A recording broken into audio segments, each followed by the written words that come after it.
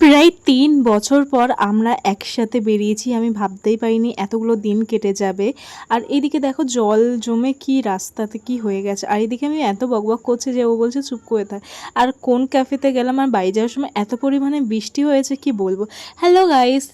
আবারও চলে এসেছি ফেসবুক ব্লগ নিয়ে। যারা ইউটিউব থেকে দেখছো তারা অবশ্যই চ্যানেলটাকে সাবস্ক্রাইব করে দিও। আর যারা ফেসবুক থেকে দেখছো অবশ্যই ফলো করে দিও। আজকে চলে গেলাম হলো আদিত্য ক্যাফেতে। প্রায় ৮ মাস ধরে আমরা বলছি যে চল বেরাই, কিন্তু বেরানো হচ্ছে না। এইদিকে দেখো ওর ক্যাফেতে আসার পরে ও ভেবেছে সেলফি তুলছি। এইদিকে দেখো দিদি আছে ফোনে কথা বলছে, পাউচ করে নিল। আর আমরা ৩ বছর পর প্রায় বেরালাম আজকে।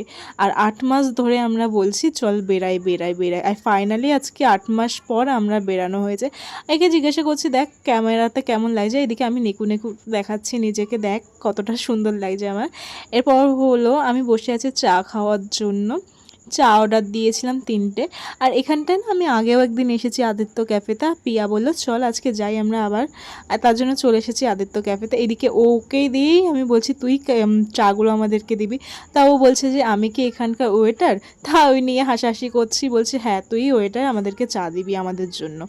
এদিকে চাটা খাওয়ার পর না বলছি যে আমি আর দিদি বললাম যে এখানটায় না মানে আমরা বাড়িতে বসে চা খেলে শান্তি করে চাটা খেতে পারতাম, মানে ডেকোরেশনটা কিন্তু সত্যি খুব ভালো। আর এখানে চাটা বাদ দিয়ে আর প্রত্যেকটা খাবারই ভালো। আর আগে যখন একবার এসেছিলাম ম্যাগি খেয়েছিলাম, আগেরবার চাটা বেশ ভালো ছিল, এবার চাটা না চিনি হয়ে গেছে, হয়তো বা আমার চিনি খাই না এর জন্য। আর এটা ১২ টাকা নিয়েছে। আর দেখো আমি কতটা ন্যাকামি করছি, আর যখনই ভিডিওটা করছি তখনই লাল সবুজ নীল হয়ে যাচ্ছে আমার মুখের মধ্যে চলে আসে।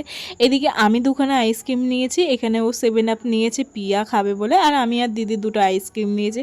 আর আমার না বলতে ভুলেই গেছিলাম যে তুই খাবে কি না, আর আমি আগে খেয়ে নিয়েছি।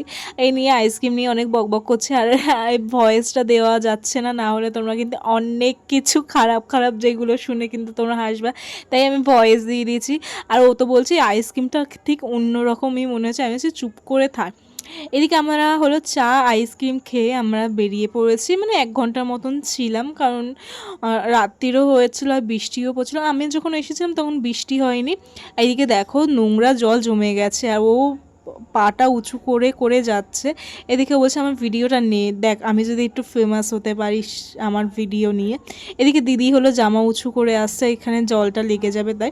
এদিকে আমি নিজেকে বলছি দেখো যে আমি কতটা সুন্দরী, আর লোকে আমাকে দেখলে জ্বলে যায়।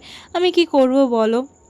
আমার তো আর কিছু করার নেই। এই নিয়ে কথা বকবক কথা করতে আমার একটা বান্ধবীর সাথে দেখা হয়ে গেছে। ও বলছে তুই হ্যাঁ এদের সাথে বেরিয়েছিস, আমার সাথে বেরাসনি। এদিকে বলছে এদিকে দেখো এই পাশে হলো জল আর এই পাশে জল নেই। আর বাড়ি আসার সময় না তখন বৃষ্টি হয়নি, ঠিক হয়েছে ৯:৩০ পরে বাড়ি আসার সময় দিদিও যাচ্ছিল তাই আমার সাথে। আর দেখো বৃষ্টি শুরু হয়ে গেছে। চলো আজকের মতন টাটা।